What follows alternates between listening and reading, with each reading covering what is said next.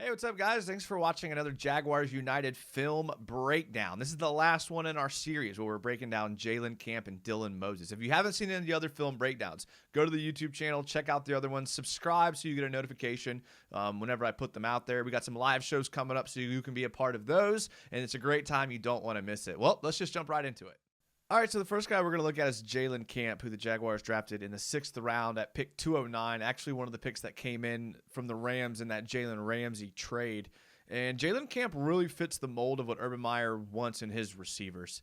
Not a ton of production on the stat sheet last year, playing only 9 games, 27 receptions, 427 yards, 15.4 yards per reception and 4 touchdowns. On only 9 games on that ACC schedule, that was pretty difficult, if you ask me, but his pro day numbers were what set him apart from all other receivers ever, really. With a 4.4 40, 39-inch standing jump. I mean, those are numbers that puts him in the top tier of receivers ever. Like, if you ranked him, I know there's a lot of 4.3 and 4.2 receivers, but when you look at a guy that's his size, 6'2", 220, I mean, that's really fast for his size. Here's the kicker. 30 reps on the bench press, most ever by a wide receiver. If it would have been done at the combine, it would have broken the records for a wide receiver. 3 more reps than DK Metcalf did. All right, so that's the level of strength and physicality that we're talking about here with Jalen Camp. The Jaguars actually have a handful of receivers that are rookies this year, and then are in that 6'2", 220-pound range. So the other 2 were undrafted rookies, but you can tell Urban is looking for that, and he's looking for that kind of physical presence like he has with Laviska Shenault. And I really like a lot about Jalen Camp. Really fun receiver to watch. Played in this Georgia Tech offense that did like to throw. But, you know, Jeff Sims, I think he was a freshman.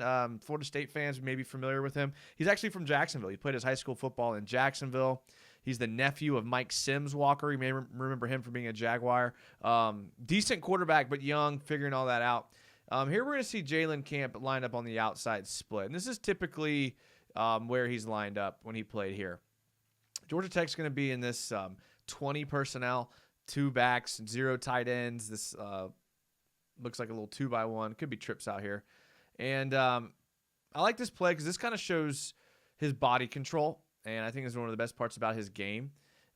Makes a great catch here. I mean, just runs a good post route in the middle of the field. Now, I mean, some scouts are kind of not big on his release at the line of scrimmage. As for a guy that's as explosive and fast that he is, I did expect him to be a little bit cleaner off the line of scrimmage. But that's definitely something that Urban can work with. People forget Urban was a wide receivers coach. He was a wide receivers coach at Notre Dame. He has a very popular receivers instructing video. He kind of wrote some of the manual on coaching wide receivers. And got to be able to release better than this. And I think you will see a better release from him as he develops in the NFL. But you cannot teach this.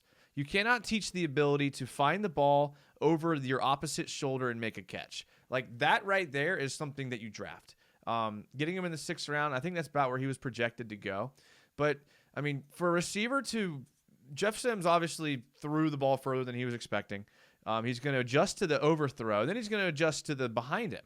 So he's making 2 different adjustments while running full speed while being covered in man. And I think this is the thing that really pops out to scouts the most, because this one play shows it, but it's obvious when you watch his film that he has tremendous, tremendous balance, tremendous, tremendous body control.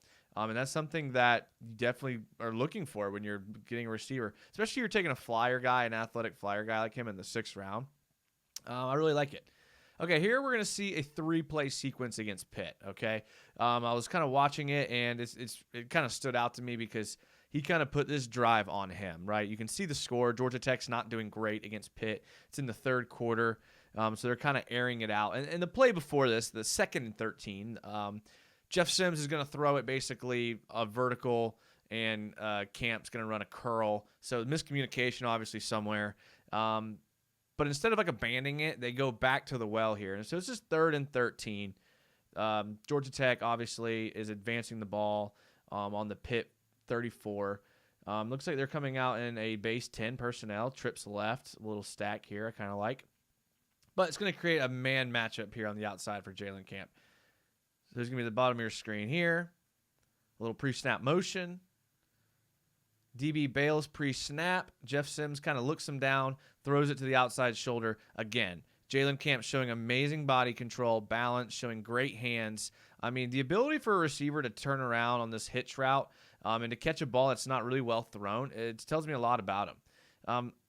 Again, really not even the cleanest break, if I'm being a stickler. I mean, what do I know? I mean, I'm an armchair quarterback. But coming out of his break here, I'd like to see him get a little lower, but given the erratic throws from Sims, I can't really blame him. We're going to see another angle here, but when he breaks down and he opens up to the sideline, I mean, that's here's a good angle right here. Sims, like I said, Sims kind of stares him down. You'll see here in a second. I mean, he's making a throw here. I mean, so you can't blame him for that. Outside shoulder. I mean, that's a good catch right there. I mean, he's off balance. He's reaching for the ball. DB makes a decent play at the ball. All right, nice. Very good. Sounds good. So that play, third down, first down. Let's go. Now we're on first down. Now we're going to see him at the bottom of your screen here again. But now we're going to see a seam down the middle. So that first they put him on the outside. Oh, we went back too far. Sorry, guys. All right, so we put him on the seam on the outside. We put him on the outside last play. This play is going to be on the seam. All right, so he's not covered here. This safety's going to be responsible for him. More 10 personnel, 2-by-2 set. I mean, again, they're down by a lot, so they got to make some plays here. Pitt's going to bring the blitz, which is basically going to leave this safety one-on-one with Camp here. Camp is just going to run right past the safety, who just totally abandoned his responsibility, apparently, and Camp gets behind him. So nothing like super amazing on this play. I mean, you got to be a good athlete to make this play. He runs a good route and makes a good catch here in the end zone. But that was set up by the play before of him making the good catch. So that play never happens if it's not for the 3rd and 13 catch. So Camp kind of helping himself out there, getting himself open. All right, here they're going to go for 2. I mean, they're down 10. Why not go for 2? Which makes no sense to me. But they're going to go for 2. And this play here is actually not going to be a throw. We're going to see him in his run blocking. Now, if you think about Urban Meyer and the kind of guy he is, people that know him and that have studied him, his receivers coaching like tree that he has and his principles and things like that, run blocking is like one of the most fundamental things. First thing he teaches is your stance. He teaches release, teaches hands up. I'd like to see some hands up here. But you got to be able to run block. So here he's going to run a little rub route. They run a little trick play. I know we're staring at Jalen Camp, and I missed this the first time because I was staring at Jalen Camp. But they're going to run a little trick play where Jeff Sims is going to end up catching the ball. But Jeff Sims is going to get open because of this release here. And you can see creates separation, has him open. Look, you don't run that concept well. I mean, I know it's a pick play, but you don't run that well if you can't bench press 225 30 times. Like, the dude is strong, and he's able just to kind of run his route and get him there and create guys open just because of his natural strength and that just amazing receiver. All right, here we're going to see him the Notre Dame game. All right, and this kind of just shows his like tendencies when he's running. He's going to catch the ball, and instead of just going out of bounds, he's going to lower his shoulder. And when I was talking about how he's the type of guy that fits this offense well, I mean, who does this remind you of that's on the Jaguars roster? It reminds you of Laviska. Laviska is a guy that's not going to go down. He's not going to get taken down by a single defensive back. He's going to lower his shoulder, and he's going to run into you. I mean, that's the type of play that excites offenses. I mean, think about the types of guys that we have on this offense now that are open. I mean, you got guys like Colin Johnson, who are huge 6'6" targets in the middle of the field. You have Laviska Shenault, who's another physical receiver like Camp. You have DJ Chark, who's looking to make that next step this year to be solidified as a perennial or at least a Pro Bowler, right? So, I mean, you got some weapons. You know, Marvin Jones, a guy that can spread the field. But Marvin Jones has got some size. He's 6'2" as well. A little lighter in frame than Camp. But you're starting to see that Urban's starting to build this big group of receivers, which I really like. And Camp just kind of adds to that. But again, like I said with Urban, number one is you have got to be able to run block, okay? Here we're going to see Camp and kind of like my favorite part of him. I love him he might be one of the best run blocking receivers we have on this team. Okay, so pre-snap, he's not going to be in your clip here. He's going to be at the bottom of the screen here. Trips to the left, 10 personnel, per usual, Georgia Tech. They're going to run just a little outside zone here, and we're not going to see him quite yet in the screen. And then look at him here. Runs his defender. If you're a coach, if you are a coach and you see your guy run his blocker out of bounds like this, engaged the entire time. Dude, that is what a receiver that blocks looks like. Drives his feet. The dude can play tight end. Look at him. Look how he keeps good leverage here. Keeps his hands extended. Drives the DB back. Finishes the block to the sideline. That's the type of thing that coaches look for. That's the type of thing that'll really get you some playing time, especially in an Urban Meyer offense. All right, here we're going to see him again. He's going to be in the middle of this little trips out here, and we're going to see him kind of engage and open up a running lane here for his receiver. Another outside zone, and here we go. Look at this. I mean, was it holding? I mean, I don't know. I mean, he was a little behind him, but he's committed to the block. I would rather have a receiver hold than not block at all, because at least if they're holding, they're trying, and they're trying to get their hands on him. He's trying to drive his guy back, ends up opening up the run for his running back. All in all, very, very good. All right, last play we're going to show because we're running out of time, man. Who'd have thought Jalen Camp, the film review would go forever on him. All right, last one. This is just a play against Florida State. Most scouts have him as like what they call a second and third level guy, meaning he makes his money 10 yards and deeper, which is fine. You got to have that on your team. But I did want to see at least one clip of him beating man underneath. Here we're going to see on the top of your screen another 3rd and 13 situation against Florida State. They're down 10-0. They need to start moving the ball here. Camp at the top of your screen. It takes him a second to release after the snap. I mean, the lineman and the D lineman get a much better jump than he does. Okay, release. I mean, he's going to try to release with his feet rather than his hands, and he's going to drag across the field here, make a catch, stiff arm the DB.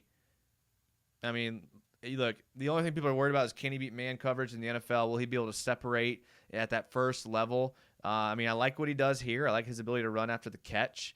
I would ideally like to see him use his hands more to get off this jam. You're huge, dude. I mean, he's going to create matchup nightmares with a lot of DBs in the NFL. So use your hands. Start using your hands. And I know Urban will coach him up on this, and then it'll be something that he ends up being better at. But I really love this guy in the receiver room. Like, I do a lot. I love his frame, his physicality, his speed, his strength, his body control, his balance. I love all those things. A lot of the things that came off negatively on his scouting report were mostly like technique stuff and, route running crispness and issues of cuts and things like that I think he can clean up. I mean, he didn't get a lot of snaps at Georgia Tech, like in his real position. For his freshman year, he was playing out of that wing T. So I'm expecting big things out of camp. I'm pretty pumped about it, and I really like him. Even though he's the last guy that we picked, I still think that he brings tremendous value to us. So I like the signing. I have high hopes for him. Definitely he'll be a special teams guy. So we'll definitely see him on the field. Hopefully we'll see him on the offense, though. And the last Jaguar that we are going to do a film breakdown on from the 2021 draft is Dylan Moses, undrafted free agent linebacker out of Alabama. I think it's safe to say that he's the most interesting and exciting undrafted free agent that we signed. I think a lot of people expect him to make the team, which makes him exciting. At 6'3", 240, the guy was the #1 athlete coming out of high school. Another IMG guy coming out of high school, and he was just highly recruited by a lot of different coaches and a lot of different teams, and he really has shown production. What hurt him was a pretty serious ACL injury that he had in 2019. He had to get surgery on, missed the entire season. But his 2017, 2018, 2020 film is all pretty impressive, and the guy just is everywhere. He's looking at like he'll probably fill in here as a special teams guy to start. A backup linebacker, probably that weak side linebacker, whether it be on the outside in passing situations or spread situations, or that inside weak side linebacker if we're in like a base 3-4 package, playing essentially where Miles Jack would be, or Joe Schobert, one of those guys. I mean, he played dead middle linebacker at Alabama, and just was a really, really good player. Again, the injuries was the thing that cost him and that people were concerned about there. And apparently getting like injury medical information on him was tough in this draft. And Matt Miller, the NFL scout, even said that like 6 football teams like just took him off their board altogether.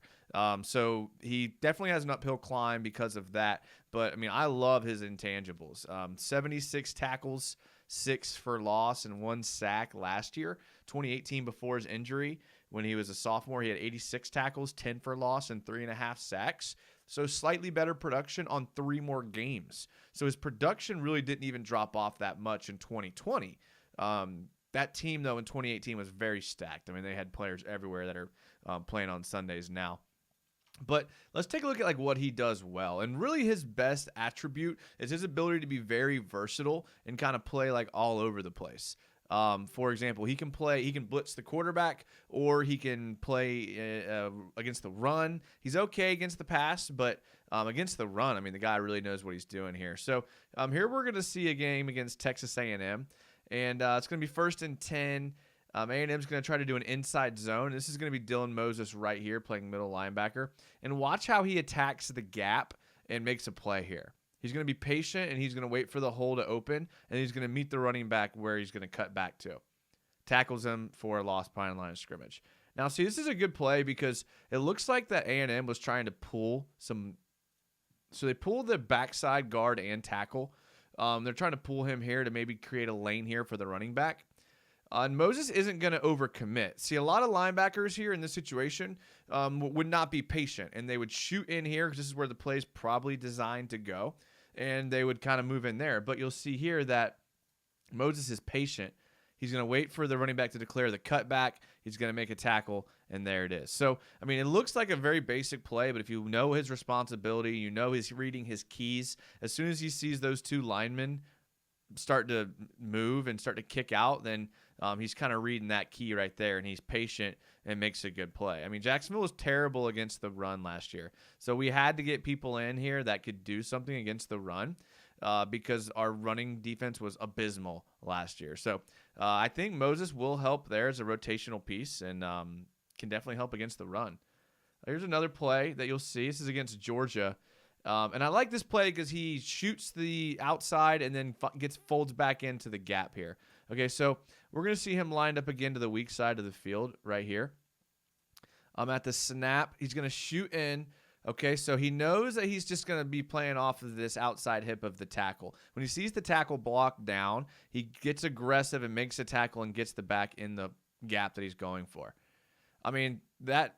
Again, another play that's just, he's very instinctual. He's very fundamental. I mean, everybody wanted this kid coming out of high school just because of his like ability to play a bunch of different positions. He could have played different positions. I mean, they offered him to play a couple different spots. He was an athlete, and you don't see that very often from a linebacker.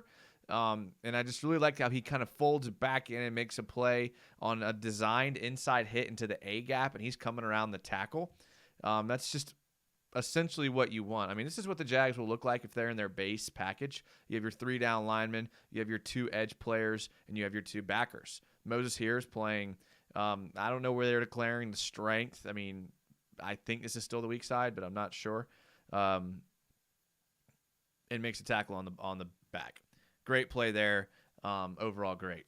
Everyone knows me, and I love effort. I'm a big effort guy. There's something that correlates between players that give you effort and players that give you something like beyond that. I don't know. Like I just like it all in all. So here we're gonna see him lined up here in this middle linebacker spot again. See, this would be what a traditional 3-3-5 nickel would look like in the Jaguars defense with 1, 2, 3, 4, 5 defensive backs, 3 linebackers, and 3 down linemen. Linebackers are shifted to the strength of the field here, and Louisville is going to actually run a screen to the weak side. So this creates problems for Alabama because they designed pretty much this whole play to kind of move toward the strength of the field. If you watch which way the D linemen go and you watch which way the linebackers go at the snap, they're all flowing to the strength of the field, especially with this pulling Mekhi Becton right here, a lead back here, and a play action. So 4 is going to get a little over antsy. He's going to jump in, and it's going to leave the screen wide open. He beats one guy to the edge. This should be game over, GG, touchdown. Like when this happens, like when he beats 5 here, this should be one-on-one. This is it. This is for the whole play. But 32 takes the angle, chases him down, and makes a tackle, saves a touchdown. Now, Nick Saban even said that it took Dylan Moses some time in the 2020 season to kind of find his legs from 2018, but his production was there, and his 2020 film was pretty decent considering coming off of a serious injury. I like to kind of think of Dylan Moses as like a Miles Jack type player. Obviously, it wasn't drafted as high, but I mean, I think they're kind of coming from the same pedigree. They were highly recruited. They were highly regarded in college, and then knee injury kind of hurt their draft stock. So if we can get out of Dylan Moses like what we got out of Miles Jack, I mean, I think obviously we would all be pumped about that, even if we can get a little bit of that. All right, here, those were like my under the radar impressive plays there that don't show up on the stat sheet entirely. Here's some plays that do show up on the stat sheet. Him as a pass rusher, again, he's very versatile. This is a very good designed pass rush play. He's going to blitz here from the outside. And it's kind of a delayed blitz. Like once he kind of sees that his assignment, which is either the back or maybe he's got quarterback contained, once he sees that his assignment is gone and he no longer has to do anything, he goes after the quarterback. I mean, this is not a designed blitz. Like he takes a good angle on this tackle. The tackle does a poor job blocking, no doubt about it, but his ability to stay on the outside, not allow him to get his hands on him. One thing that Moses does really well is he attacks the ball under control and with speed. It's hard to do both of those things at the same time. It's hard to be quick and under control, and he does that. I mean, his lateral quickness isn't exactly where you want it to be, but again, he's a rookie coming off a knee injury. So I think I'm expecting a lot of big things out of him. He can kind of do it all. He can blitz the quarterback. He can play the run. I mean, I just kind of like his overall game, and I could see why scouts liked him. I could see why scouting services liked him, just because of everything that he can do. All right, here he's just going to get a pressure on Louisville. And one thing that I really like about him, again, goes back to him being an instinctual player, is he has very, very good timing, like very natural timing. A lot of times on blitzes that went away from him or he didn't get to the quarterback, his timing on the blitz was like impeccable. So here we're going to see his timing again. And because his timing is so good and his speed is so good, he's able to force the quarterback to get rid of the ball quick and basically prevents Louisville from getting a first down. So just design blitz right through the A gap, comes in, forces the quarterback to get rid of it quicker than he wants, forces a third down. Very good timing. I love to see that out of a player for sure. All right, last clip we're going to show because we went a little long on the Jalen Camp segment here. But here we're going to see him get another sack, just another designed sack here. Good play call. Alabama sends more players than Arkansas can block. Poor scheme design, but you have to be able to get there, has to be able to get there under control, has to be able to get there with some speed. That's what he does. Gets to the quarterback, can sack. Overall, very versatile game Dylan Moses has. Really good feel for the game. One scout said that he has basketball feet, meaning he's able to keep his balance and control and all those things. I fully expect Dylan Moses to make the team. I fully expect to see him playing, if special teams, if not anything else. But good pickup, man. I know a guy that a lot of people wanted. There was even articles out there about Dylan Moses not getting drafted and what that means, because he was such a highly recruited player coming out of high school, 5-star. I mean, if you're a 5-star recruit, you have a 50% chance of getting drafted in the NFL. I mean, it's just that the numbers are there. I didn't make that up. So I mean, it's you really have a good chance if you're a 5-star, because you're just naturally at another level than a lot of other people that are playing football. So to see a 5-star go undrafted is something that definitely raises some eyebrows from people. The good thing is it's not character issues with Moses. It's not lack of athleticism. It's not a lack of love for football. It's just, frankly, he had an injury at bad timing. He had practice, tore his ACL. Seems to be recovering well. Played really well last year. Didn't seem to have a sharp drop-off to me. I mean, Nick Saban said he did, but I like it. I like the pick. I'm pumped about Moses, and I think that he's going to be a guy that contributes a little bit this year and potentially in the future a lot. All right, guys, thanks for watching another Jaguars United film breakdown. I hope you enjoyed it. If you have any thoughts about it, leave it in the comments. Let me know what you think. Let me know if there's a player that we should do a film breakdown on that we haven't yet done.